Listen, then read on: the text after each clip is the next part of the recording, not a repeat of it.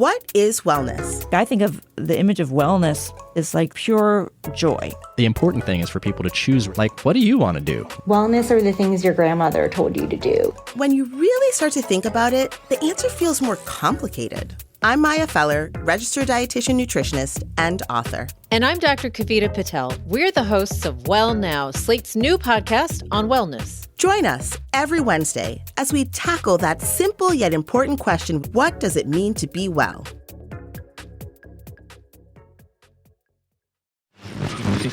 Edit audio.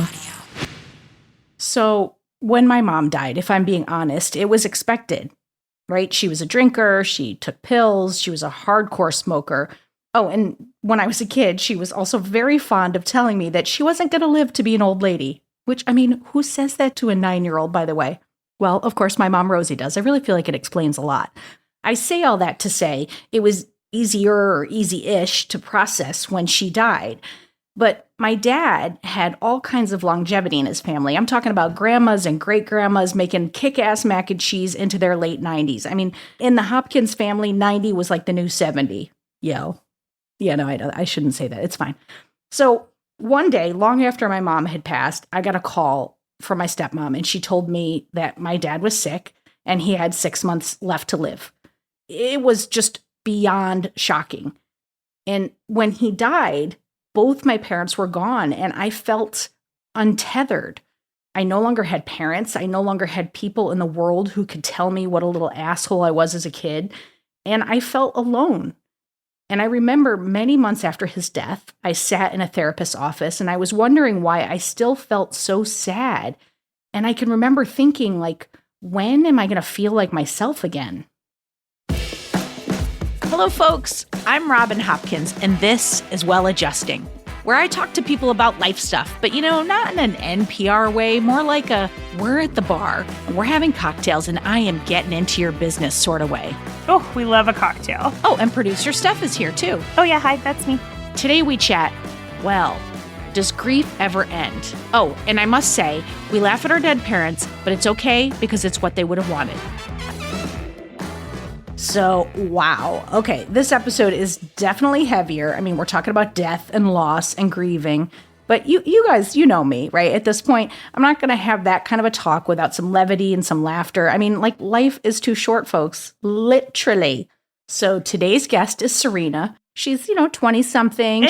And she's my cousin. Oh, yes, she is related to producer Steph, and we love her. And on a side note, I must say, producer Steph, she has the smoothest radio voice ever and should be on air. Anyway, she's been through a very serious life event. Her mom died when she was 16, but it wasn't just that. She learned about her mom's cancer at the age of 10, so she spent just a huge portion of her childhood waiting, wondering if, or really when, the other shoe was going to drop. So now she's celebrating major milestones in her life, but she's still feeling this loss. And it's leaving her questioning, like, does grief ever recede? Does it ever get easier? And I don't know, I feel like let's have this chat and let's find out if it does. I'm Sarina. I'm 23, a Virgo, living in Toronto. I just finished a master's degree in education, which is pretty exciting and something that I've been thinking a lot about. And I work in higher education and adult education, currently at a hospital in the city. Wow. You're like a smarty pants. I'm like a secret smarty pants. What's funny is when asked to introduce myself, I usually say, I'm Robin, I'm a Leo. I was born a small white baby in upstate New York. And I usually start with that. So I feel like we're kindred spirits. Yeah, I agree. I have a lot of Leo in my chart, so maybe that's why. Okay. I have no Virgo that I know of. Interesting. But I am bossy and controlling. Oh, me too. Too. So when I was really young, I think in 2008, my mom was diagnosed with stage 4 lung cancer, and so got very sick and was very sick for most of my life because I was born in 1998, so I was 10 years old when I found out. And when I was 16, she lost her life. And so I lost my mom at a pretty young age, especially as like a young, like just post-pubescent girl. Losing your mom is a little bit jarring, to say the least. I felt very lost, and I think I still do feel very lost. I knew that my mom probably wouldn't, make it super long after she got diagnosed, but she made it longer than most people would and gave us a lot of hope when she was still around. And then when she passed away, it was very overwhelming. Even though you're prepared for it, sort of, it was super, super hard. But now I'm 23, still no mom. She didn't come back? No. That would have been a really nice twist on Could the you story, by the way. imagine? All the sadness would have just like completely gone away if you had said that. But you Exactly. didn't. By the way, my mom's still dead too, if that makes you feel any better. Oh, that does. Dead, It really does. Still dead. Still dead. Okay. Love. Still dead. Don't love. I mean, sorry. See, this is the thing. I'm so glad that you're laughing because I always say my mom knew funny. My dad too. They're both dead. No, we're on the dead parents. And I think, I don't know, God or whoever's out there gave me sense of humor. They would want me to joke about it. Yeah. Right? Because otherwise, what am I supposed to just walk through life crying? Yeah. No, I think my mom would have liked me joking. I don't know. Maybe she's rolling around in there. Who knows? I joke that she's not 6 feet under. She's 6 feet up because she's like in a wall in a mausoleum. So it's so bad. Anyways, the question that I came to Robin with was, does it get better? Does this sense of grief, I know that it'll never leave, but does it get easier to cope with? Does it get easier to manage? Does it get easier to deal with? Because at 23, it's been 16, 17, 18, 19, 20, 21. It's been like 7 years and it's worse than it's ever have been. Yeah. Like, especially finishing so many milestones. Like I said, I just finished my master's degree and I thought I would be so excited, so stoked, super happy. I've started a new big girl job, as I call it. And I literally have never been sadder. So I was like super excited for all this change and all this stuff to happen. But once it gets here, it's like, fuck. Because it's like someone's not there to see it. Yeah. Someone super, super important. Yeah. And I think we have to really set this up for the people who are listening. Like, I'm not a therapist, so I'm not going to be able to tell you. I can tell you from my own personal experience that I'll let you know when I know if it gets better. No, I'm just kidding. I'm just kidding. Please do. As you're bringing all this up, I just have like 1,000,001 questions. Did you even have a comprehension when you first knew what it would mean and what it could mean? I mean, I think anytime you hear stage 4, you go, oh, fuck. But like, you were 10. Did you understand that? And was it talked about in your house? Yeah. I don't remember it being talked about what it meant. I will be honest, it was, first of all, like really, really long ago, like 13 years ago. So I don't remember very much. And also it was like super traumatic. So I think that's also why I don't remember a lot. But I remember being told that and thinking to myself that it was my fault. Really? I previously no. thought, like, I knew my mom was going for a lot of appointments. And then at that age, you start learning about cancer because people's grandparents and things like that. So, like, it exists. So I was like, Mom has cancer. She's dying. Like, I literally guessed it in my own head, like a week before, a couple days before. And then my parents sent me down in the backyard and told me. Like, I thought I manifested it. I thought it was my fault. And so there's still like a really weird amount of guilt. And it makes no sense because obviously that's not true. For feeling like you manifested it. Yeah, because I think I made, I thought that I made it up as a kid. And, that doesn't really leave, which is super weird. But anyways, it was never really, maybe it was talked about. I don't remember super well. Well, about that point, like I had the most amazing therapist and I believe she's going to give us some little hot tips at that, which I mean, I feel like hot tips is not the right thing to say when we're talking about grief. Let's just Cold find a better tips. phrase for it. Yeah. Some dead tips, some dead hot tips. Wait, so we're too soon? No. She's gonna give us some thoughts about this. But I remember her saying at one point, because the theme of this podcast is that I came from a really crappy childhood, and she said, when you were a kid, you can't make your parents wrong because they hold the foundation of everything. Like they are the ones holding it together. And if you were to think they were bad or wrong, you would feel unsafe. So as a kid, there's this like coping mechanism where you take it on and you blame yourself. It seems like that really applies here. Oh, yeah, 100%. Yeah, that makes a lot of sense to me because it's probably just too real, too much to even think about. And I just remember not really understanding at all what it really meant at all until probably I was in like high school. Because like what had happened was she had surgery. Basically, like a half of her lung was taken out of her body. And so it was fine for a couple of years. And then she got diagnosed later on with brain cancer. And I probably was in like high school, maybe, or in grade 8 or something. And I think you start to really understand like the gravity of the situation, I think, because you started to be able to like visibly see it, like the signs that she wasn't doing well. And then closer to her death, it was kind of dramatic. She really wasn't well at all. But so much. I mean, you're in 8th grade. Like, my daughter's about to go into 8th grade, and I just can't even imagine what that would put on her. And your life's irrevocably changed. Yeah, completely. At that moment. Yeah, completely. I got to this point where we didn't think she would watch me graduate from 8th grade to 9th grade, but she made it there. And then all of a sudden she's sick again. So it's like, oh, I thought this was over. Yeah. So you're just like re-traumatized. Well, and I keep going back to this thing. Are you guys talking about this? It's like conversation happening or not? I don't remember. I don't really think so. I don't ever remember having conversations about like, so when, you know, mom dies, this is what's going to happen. Like, we never really had that conversation until the very end. Like, you could see, but no one told me I was 16. Like, how was I supposed to know?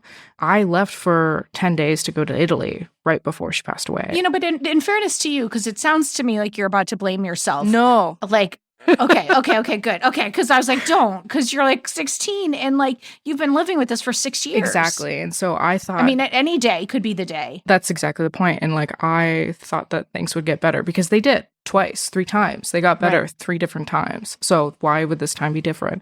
So I went on a school trip for 10 days, went to Italy with like my peers from high school, had a great time, came back. My mom was in a hospice, couldn't speak, couldn't talk, couldn't move, no longer really with us at all. And so I didn't really, like, you don't get to say goodbye, really. Yeah. And that's incredibly difficult. Yeah. If I knew that was what was going to happen, I probably wouldn't have gone. Right. It was so interesting. When my dad died, we had to put him in hospice, and we weren't sure he was going to go willingly. And we had to tell him, oh, no, you're just going to like a hotel. Like, we made up this whole shenanigans about where we were taking him. And then when I left, because he lived in North Carolina and I was in New York, and I flew out, I said goodbye and I said, I'll see you soon. I'm going to be back. And I was, trying not to cry or whatever. And he died before I could make it back. But I was really fortunate, 1, that I was significantly older than you. And 2, I had like the doctor. He had this incredible doctor who I started sobbing and said, I didn't get to say goodbye. And he said, you were there when it mattered. And he knows that you were there. He wasn't in a place where he would have been able to hear anything more than he already heard. And I had a medium, Teresa Caputo, like randomly come to where I was working, and my dad showed up, and she pulled me aside and she said, you feel like you didn't get to say goodbye. And he knows you said, and I didn't say anything. I was just sobbing. So I feel like I've been so lucky to have a professional and a professional psychic tell me that my dad was like, said goodbye. But that's a lot to process at your age.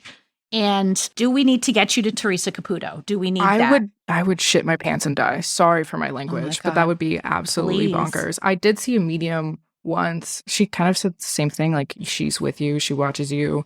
She knows that you feel bad, but don't feel bad. She's happy that you went on the trip. She knew that you needed to go. And I think a lot of people think mediums or whatever are hooey. I don't care. Like, I've got this psychic lady that I go to that's not Teresa Caputo. That's amazing.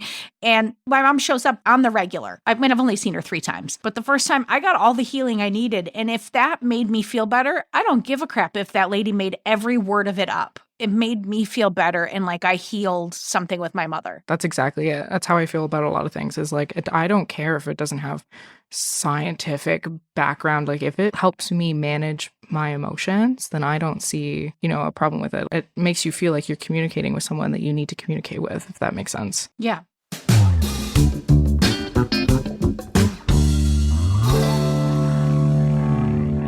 When you initially answered the question, you said you haven't processed it. But what I know of grief is that you're processing it over and over and over and over and over again over time. It's much like forgiveness. I worked with this amazing group who would say, first of all, you're forgiving somebody for you so that you can move on. But you might need to forgive a person repeatedly to get to a good space. And I feel the same way about grief. Like, it comes in waves, and then the waves get further apart and maybe smaller. But then out of nowhere, like, my kid will do something and I'll start sobbing and think, I wish my mom could see that, or wish my dad was here to see my son be such a little turd. Like, he would have thought that was hilarious. Yeah. So it does, to me, seem like you're processing some. Yeah, I think so. It's like one of those things where you take 2 steps forward and then like 3 steps back and then 5 steps forward and then a step back. Like, it's, it's very... It's not linear. Yeah, exactly. Right? No, not at all. It's very ebby and flowy. Oh, I love that. It's ebby and flowy. Abby and Floey. I feel like we need t-shirts I'm in. that are bedazzled. Oh my God, I have a t-shirt idea. Let me know if you want one. It's Okay. It says, my mom died and all I got was this lousy t-shirt. Yes, please. Perfect. I'll order us some. And okay, so because my mom had a t-shirt thing, she would always have t-shirts made like with disco decals. And she had one that she wore regularly that said twat. Not even kidding. And by the way, if that doesn't explain me in a nutshell, I don't know what is. She also had one that like there was like, where in the hell is Homer, New York? And then she would send me to school in it. And it was like 5 times too big for me. And I'd wear it to school and I would get sent home. And she was just like, and she'd be like smoking. She'd be like, ugh, those teachers. Like she just like didn't give a fuck. Oh, that's But incredible. I'm in on your dead t-shirt. I'm in on it. Cool. I'll order us a couple. You know, I'm struck by you saying that you just have all these wonderful accomplishments, and I'm already proud of you for what you've been through, and you kept moving, right? And so it makes sense to me that you would feel this way. There's an aloneness that can happen. You're tethered to your parents. You know, like when my dad died, it was my second parent. I felt like an orphan, even though I had a sister, but I was just like, part of your family leaves, your history, and their ability to see you going forward. So what are the echoes of it in your life, and what do you want it to be? Right now, I'm having a problem where I feel like, I don't know if it's jealousy, but like, for example, my partner's family and his parents, incredible human beings. They treat their kids like gold. Like they're just such a lovely family. His mom is so lovely. And on my first day of work, she texted me like, good luck on your first day. And I just was like, Oh, so sweet. Initially, I was like, I'm so jealous. I know that they treat me like family and that they're my chosen family. Yeah. But like, why can't I have that? And so I think healing looks like getting over that jealousy feeling and kind of accepting the love, but the kindness that's brought to me as opposed to being like bitter about it. Does that make sense? Yeah. I'm so bitter sometimes. And I think a lot of it stems from, you know, losing my mom. If I can get to a point where, I don't know if it's through therapy, if it's through self-reflection, who knows? I eat, pray, love my way through life. Who knows what it looks like? I don't know what the actual actions look like because I've tried therapy and I've struggled with it and I never really liked it. Yeah. I know that the grief will never get like easier, and I know deep down that I'll always be sad about it because of course you are. Yeah. But if I could be less bitter, or if I could be less like, why me? Or if I could be less, I wish that was me, and I wish I had that. That would be sick. That would be pretty cool. What I am hearing from you is like you want it to have a place in your life. Mhm. Like it becomes a part of the fabric of who you are, yet you can still experience love and it doesn't stop you. I'm picturing, I have this weird vision of like a crocheted vest, like you're wearing a crocheted vest and it's a patchwork quilty thing.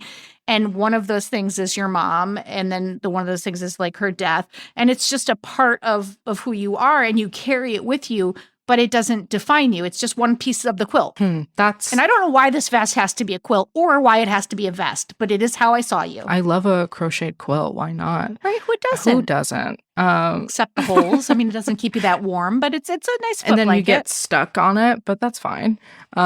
Yeah, that's how I see it too. Like, because for the longest time, I couldn't talk about it. Like, if I were to have this conversation even like 2 years ago, I think I would be ugly crying on the floor already, shaking back and forth. Whereas like now I can really like talk about it. Well, So it's maybe that's- time. Time is yeah. everything, right? Exactly. So maybe that's a sign I should go back and call my therapist, Lisa. Lisa, if you're listening, I miss you. Lisa, give her a ringy dingy, Yeah, a I little should. email. You know what's funny is I have said this before is that when it's time for me to go back to therapy, I find myself walking around the city thinking, I wonder what Patricia's doing. Like, or like, I wonder if I'll bump into Patricia. I'm in her neighborhood. And that was weird that I know my therapist's neighborhood, but it's fine. I'm not freaky. It's normal. It's totally normal to know where your therapist lives and works. 100%. I think if you listen, your gut tells you what's next. You may not like the answer and you might not want to do it, but in the same way that I approach therapy, if I have a thing that I don't want to say, I say to myself, you got to say it. You got to say it. Like I make myself say that thing. Sometimes I wait till the last 5 minutes, but I say the thing because Yeah. it's like, I know I need the help. Yeah. And so like maybe that's now it's time for that. I know that it is because I'm at this, like I said, I've hit this like huge milestone. Even now, just being done the coursework of a master's degree, like I'm like done school now, and I haven't been done school for like the last 20 years, basically, it feels like. So now that I'm done this milestone and it's hit me like a ton of fucking bricks. Well, there's an open space in your life. Yeah. I'm stuck thinking about it more and having to process it more. I wonder also, like, I don't know why I have this feeling about you. It goes along with the crocheted vest idea, but like, you feel like you're very artsy to me. Like, I wonder, you're not artsy? No. You just feel like artsy. I look the part. Everyone used to think in high school I was like a visual arts student because we had an arts program in our high school. You have that. You have that RISD look. I know. I love it. I look the part, but oh God, no. Well, what kind of outlets do you have in that world? Because I feel like, that it doesn't have to be art, but like, do you journal? Do you write? I journal sometimes. I do a lot of like spiritual stuff. Like I do a lot of tarot. Sometimes I do my makeup. Everything feels better when you feel nice. Yeah, that's a huge thing for me. I clean up. Like that makes me feel better too, cleaning the house. Oh, I wish that was me. Because I feel like the chaos in the house makes me feel out of control. But if I clean, I'm like, all right, well, this could be worse. The amount of shit I have on my floor right now is like astonishing for someone who's a self-proclaimed earth sign. So, yeah, those are the kind of processy things that I do. I do journal a little bit. I don't consider myself super like artsy or creative. I think you're like a pretty good photographer and also really good at doing makeup. Thank you. Since like 12, you could do like really cool makeup. That's true, I guess. Yeah. Like you could have a YouTube channel and I would watch it. Also, you're really good at baking. Oh my God, that's right. I forget that I know how to bake sometimes because I'd never get to do it as often as I used to. It's my partner's birthday next week, and the only thing he ever asks for me for his birthday is a cheesecake. So, yeah, he Oliver, does. when you hear this, don't worry. I'm making your cheesecake, I promise. There's this book that I always give to people called The Artist's Way, and it's a 12-week workbook. And I had it on my shelf for like a decade before I did it. And one of the things I love about it is she talks about how you can be a lawyer, but you still have an artist in your soul. I think that's a really interesting way to like look for outside things. But I do also want to say, I am really guilty of trying to to-do list my feelings away, right? And like when my mom died, I was like, I had a checklist. I was like, I'm going to write. I am going to go to yoga. I am going to, and I don't fucking like yoga, but I went to yoga, and it was that kind of yoga where you like lay down and like someone came and put a blanket over me after.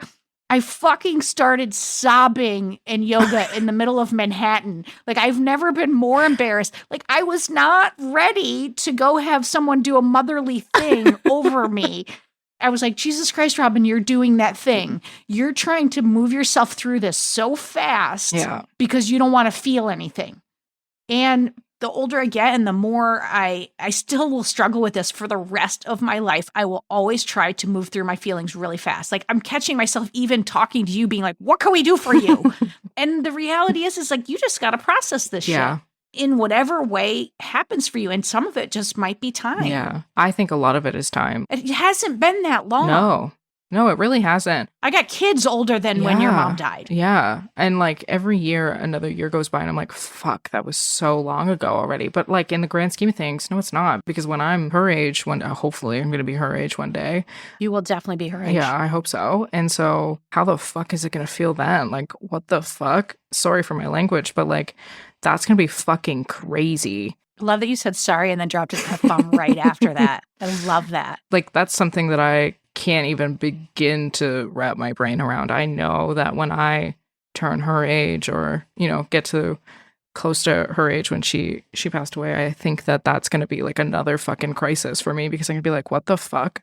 Well, I'm going to say this. Don't even put yourself there. I know. Like, you're doing exactly what I'm saying I'm doing, which is you're being like, what about that? Yeah. What about that? Just be right here right now. And then we'll worry about that Exactly. later. And you'll call me and we're still going to be in touch. And I'm going to be like, it's not happening yet. It's not time yet for you to worry about that. Take a deep breath. You can worry about that like a year before. Yeah. You don't need to worry about that I right know, now. but here I am worried about it. But here you are worrying about that. How does your grief now differ from how it felt, 2 years ago or 3 years ago? Oh, that's a really good question. See, I'm having a hard time even remembering like 3 years ago. I have like a really bad memory problem. I don't remember much. I think now it's like, it feels deeper in my body. So I was taking this class. We would talk about like very serious things about like racial inequality, sexism, racism, et cetera, et cetera. And she would always ask us, like, where do you feel that? Like, not how does that make you feel, but where in your body do you feel that? And that changed my fucking mind. Like, that changed my world, because now I know how to identify where I'm feeling things because of that one professor. She's a genius. I can never thank her enough for her wisdom. But I think now I like feel it really deep in my chest and very deep in my stomach. Not to be, a Debbie Downer, but this is an episode about death, so I apologize. I mean, we're definitely talking about dead people, so I think that's okay. We'll allow it. Okay, thank God. But it's such a deep, deep guttural sadness. Yesterday was like so bad for me. Like, it was so deep in my chest that it was like, how does my body even get that deep? Does that make sense? Like, it was just such a deep, awful feeling in my stomach and in my chest. It's just the sadness is like unfathomable sometimes. Like, I can't believe I'm this sad when I have a roof over my head. Yeah, but that's unfair. That's unfair to yourself. I know it's really unfair to yourself, because it's all relative. Your pain is your pain. Yeah. And don't fucking minimize it. I'm going to get all motherly with you, Sarina. Don't you dare do that. Don't do that to yourself. Because if I was feeling sad, would you ever say that to me? Would you ever be like, Jesus Christ, Robin, you've got a roof over your head? You would never. No. But you know what I mean? Like, don't be mean to yourself like that. No, I know. I think that I was so hyperactive and involved in things around me. 3 years ago, I was finishing my undergraduate degree. So I was like in my 4th year of university. So I'm knees deep in university work. I'm a part of like a million clubs. I'm working in residence life at my university. I have a partner. I have a million friends. I have all these things going on. So it's like, sure, it's around me, and I know that, there's things like Mother's Day where I'm always sad, and like that 3 years ago would have made me sad anyways. But when I went to bed at night 3 years ago, I don't think that I was like laying down being like, fuck, it hurts. Whereas like now I'm taking a deep breath and I'm like, fuck, it hurts. But you know what? In a way, I think that's good, because to me, that means you were off. Yeah. I mean, I can't stress this enough. I'm not a therapist, but it means you were not processing it. It was there, whether you wanted to deal with it or not. And now you have access to it. Now you can pinpoint where it is. I always give the analogy of like, when I was little, I used to like let my room go for like, I don't know, 7 months, and just like there'd be knee deep shit everywhere. And when I did get around to cleaning it, I'd spend hours and hours and hours. I'd turn around and it would be worse. Yeah. And then all of a sudden, in like 5 minutes, it would be clean. Mm-hmm. And it's got to sometimes get darker before you can clean it up. Yeah. There's just no way through it except for going through it. Exactly. And we all wish we could run around it, but we can't. God. Wouldn't that be great? That'd be so great. It'd be so There'd great. be no therapists, but it would be really great. Sorry, therapists. Those people could get other jobs. They could be baristas. They could go in education. They could do other things. They could. I mean, I don't want to put you out of business, but I do.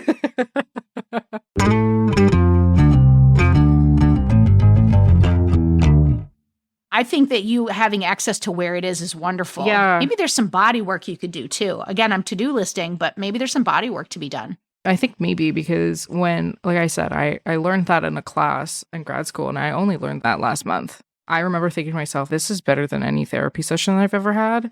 Yeah. And it's a fucking class that I paid $6,000 for or something. So maybe it's time to to look into different forms of therapy that'll work better for me, because I feel like I do talk therapy with my girlfriends anyways. So I don't know if it was ever super productive for me.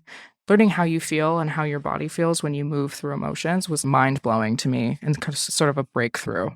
Well, and at your age, you probably just like clamped all your shit down and just locked it up. Mm-hmm. Mm-hmm. First of all, I do want to say, Sarina, I'm obsessed with you and I love you. I love you. I think something that's really interesting about you in a shitty way is like you legitimately have like no support system, but have entirely made your own. Like our family is hella Catholic, hella shitty, but like sweep everything under the rug and then like don't process anything. But I'm bringing that up because I think Robin has had a shitty family in some regards and has built her own system around that. So, Sarina, I kind of wanted you to talk about how you did that. I have 2 childhood best friends, Heather and Lindsay, and I literally probably would not have survived without them. Lindsay is my rock, truly. I am so grateful for her. But Heather has an incredible mom, and she was sort of like a second mom to me when things happened. And she always made it like very clear that like, if you ever just want to spend the night or you need anything, please don't hesitate to like, just come, just come. Cause she lived around the corner. And did you? I did sometimes. Yeah, I did, because sometimes it just got kind of unbearable. I do feel like the universe gives you what you need sometimes. It does. It does. It may not be what you want. Nope, definitely not. Would have preferred my own mother. Sure. You wouldn't have preferred my mother. And she would think that's funny. She would think that's funny. So I can say that. I don't know. I was lucky when she passed away that I had friends around me with really cool families and cool moms who, swooped in and helped me out and made me feel better. And also my nonna, my dad's mom, I spent a lot of time with her after it happened, and she always had my back. Like, she always defended me against my dad. And she isn't chosen family, of course. Like, that's my literal grandmother. But I didn't talk about things with my grandmother because, like Steph said, like, our family is very much like sweep it under the rug, never talk about it. But at least, like, she filled a hole that was there and you needed it. Yeah. And she was, in her own way, incredibly supportive. I don't really have a huge support system. I had like my 2 childhood best friends and their families, and they were incredible. And then now my current partner, Oliver, he's super supportive and he's very helpful. And I just went on basically like a family trip with his family, and it was so nice. It was, I cannot begin to say how nice it was to go and travel and vacation with like a family who is just like chill, normal, like comfortable. If there is such a thing. I found myself like worrying because we were going to this like wedding. In my head, I was like, I have to look incredible. And so I was all freaking stressed out. And Oliver was like, listen, I know you're used to your family constantly commenting on what you look like and your appearance and things like that, but like, that shit doesn't matter here. Literally, whatever you're physically comfortable in, please wear it. And if that means a dress and heels, that means a dress and heels. But if that means gym shorts and a t-shirt, like, nobody's going to bat an eye, because what's most important is your comfortability. And I was like, damn, bro, no one's ever said that to me before. He sounds fucking delightful. Yeah, he kind of pissed me off yesterday, but I do love him. Well, I mean, it's called relationships. And I think sometimes, like, about that saying, like, God doesn't give you, and I'm not even necessarily a God person, but like, God doesn't give you more than you can handle. And it's like, I've flipped that and made it be like, I'm fucking strong. Like, I got a lot of shit was handed to me, but I'm strong because of it. Yeah. And you are too. But just because you're strong doesn't mean you have to be strong all the time. And I think sometimes, like, the universe or whoever the hell you believe in will put something in place for you to take some of that burden. And it sounds like you found some of that. I think that's fabulous. Yeah. Me too. The people in my life that support me are just, the best, and I adore them. So I'm very grateful for my chosen family. It's been so hard, but it's also been really lovely to have people who, tell me that they're proud of me, and no matter what I do or how well I do in something or whatever, it's nice to know that those people have my back. That's a gift. I feel very lucky. I'm so glad that you are in a place where you can share, and that you did share it with us, because it's like a really vulnerable thing, and it's a real part of who you are. And I'm honored that you chose to share it with us. Thank you. Oh, thank you. I'm happy to share, because I think that when it all happened to me, I was like, how am I going to move on? Like, I didn't know anybody who was in my circumstance. I didn't, no one ever talked about it. I didn't know anybody who'd gone through it. So I feel like anybody who's listening, if you're going through this, you have kids, talk to them. Please, God, please. I know it's hard for you, but like, talk to them. Yeah. Is there anything that you do, or like any time that you've had that you feel extra connected to your mama? Yes, definitely. There's definitely moments where I'm like, oh, mom would rock with this, or this reminds me of mom. So this is my mom's diamonds on here from her wedding and engagement ring. And then I wear a ring from my mom I call it a forget-me-not, because that's what she called it. She got it from her mom, and it's Danish sterling silver. My mom was Danish. This is what makes me feel like she's with me. My amazing psychic told me that birds, doves, or like in the pigeon family or part of the dove family. She told me that's your mom talking to you. And so every time I walk by the window, because I have like pigeons that are just sitting there, and when I walk by, I always go, hi, mom. And then I just keep walking. like That's I'm like, hey, Mom, what's up? amazing. So, and I just assume she's with me. I love that because I love pigeons and I Right? love rats. I love Rosie is a pigeon somewhere. I love it. And again, whether it's true or not, if it makes me feel nice, it makes me feel connected to my Who mom in the gives- best possible way. Yeah, who gives a fuck? That's right. That's Who right. cares? Last question. What keeps you going and what brings you joy these days? What keeps me going is knowing that I want to live like she wanted me to. Like she was so adamant that I, like, for example, like lived at university when I went to university and had fun. On the weekends, she was like, you're not sitting on that couch. We're going out and we're doing things. Like she was a very go, very active person. And so what keeps me going is knowing that like she would have liked to have seen me do everything that I've ever wanted to do, because there were so many things that she never got to do and she regretted it. And she always talked about that. And so that keeps me going, because I know that whether or not she's actually looking over me and whether or not spirits are real or whatever, who cares? I feel like it is, or I feel like she's watching me, and I want her to, I don't know, like watch a cool coming of age movie where the protagonist like has a good happy ending or something. Well, and then just like in a cool coming of age movie, I hope there's a handoff where it goes from you wanting to show her that you did it to you wanting to do it for you. Yeah. And then she's looking on from her patchwork quilt. Yes, vest. exactly. And under the vest is your t-shirt. Yes. That says my mom died. And all I got was this lousy t-shirt. Yeah. Yeah. I feel like we just solved it. I think so. I feel like we handled it. And I don't even think we need an expert to come in at the end, because I think we just did it. We did this thing. I want to be able to enjoy my 20s, my 30s, my 40s, my 50s. And deserve it. Yeah, and I want to celebrate her too. And it's you can't I can't stop because she's gone as much as I want to sometimes. She put me here, and I guess I'll make the best of it. I feel like that's about as optimistic as you're going to get today. And I think that's okay.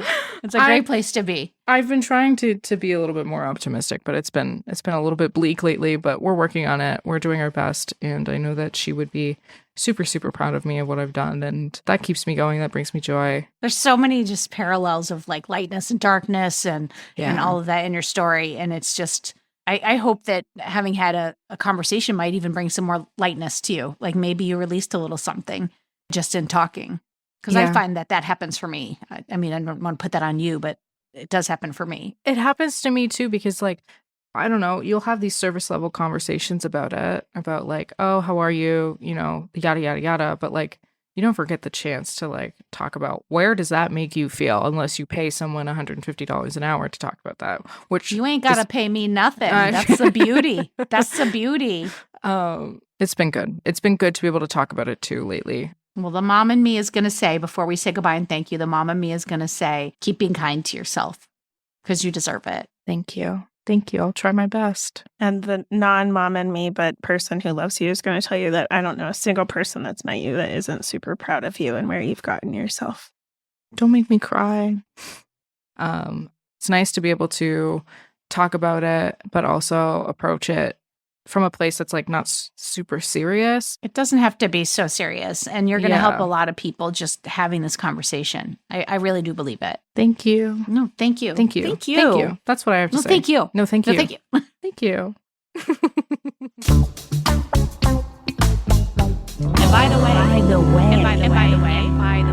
And by the way, in today's episode, we talked a lot about building a family that doesn't have to be actual family, chosen family. I, for instance, am a fan of stealing the nice and normal families of all of my friends. But there's loads of ways to do it. It all starts with awareness. Look around your life for good people, then be open to them. As Paul McCartney and his little band Wings would say, open the door and let him in. Ooh, yeah, let him in, yeah.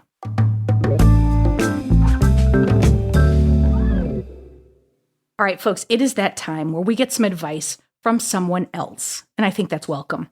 Today, we have Patricia, also known as my therapist, and she is coming in to talk about how to process grief. I think that talk therapy around grief is really important. And there are grief groups. Some people don't like them because everybody's talking about their grief, but that is a place to go to talk and to hear and to listen. I think that there are also Reichian therapy. That's the therapy where the person is trained, it's a kind of a Freudian body thing, to see where you're holding your body armor, and then they go for that. They get you to feel your body armor, and then they work systematically at taking it apart so that you actually feel what's underneath your body armor. Grief is something we can feel in our bodies, very much so. It's also not the norm to feel stuff like that. So it can be a sign of deep processing. It could also be a sign of dissociation, like, well, I'm not angry at all, but, I have irritable bowel syndrome or something. Or, things are fine in my life, but I get migraines. So, well, there are some disowned emotions that are getting lodged into the body. So you have to kind of figure that out. But here's the thing about grief. Grief can be regular grief, in which case you will get over the grief within a certain period of time. Not that you'll forget the person or stop loving the person or not feel the loss, but it won't be so exhausting and draining and depressing. And that should happen, I can't really say how long. They used to say a year. I've worked with people for as long as 5 or 6 years where it's taken that long to really move on from grief. The longer it takes, the more it points to something called complicated grief. Now, in complicated grief, it's a complicated theory of grief, but part of the parts of grieving are, at a certain point, you kind of feel yourself letting go of the inner structure of the person that you've been clinging to or holding on to, or who's been a part of you even. You can release them and feel them going away. Not that they're gone, not that you don't have a memory, not that you can't find them if you look for them, but they're not the center of your focus and awareness after a certain period of time. If they remain at your center of awareness after a period of time, if something is exhausting and draining and depressing for 8 years, there's more there. What more could be there? There's more complexity to the relationship. And often what it is that I can't let them go. It's because part of me is in them. I have projected part of myself into them, and I can't let go of that. Talking helps. Talking reduces the impact of trauma. Oh, amazing, amazing words from Patricia. And I do want to say, Patricia also said, I would like you to realize that you create your own lives. No one else has the right answer for you, and no one else has that responsibility. You have both the responsibility and the privilege or the right to make your own choices and to learn your own lessons in this lifetime. Woo! And that is why she is the expert. Okay, folks, that is it for today. But before we go, I want to say so many thanks to Sarina for sharing her story with us. I laughed, I cried. It was just an incredible conversation.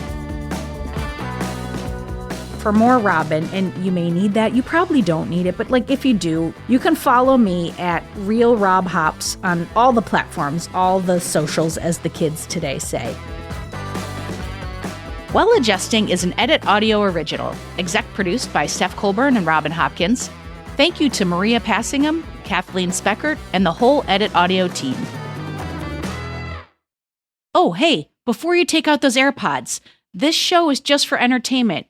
If you are in need of help, please, please, please reach out to a professional. Go ahead and get that help. You deserve it.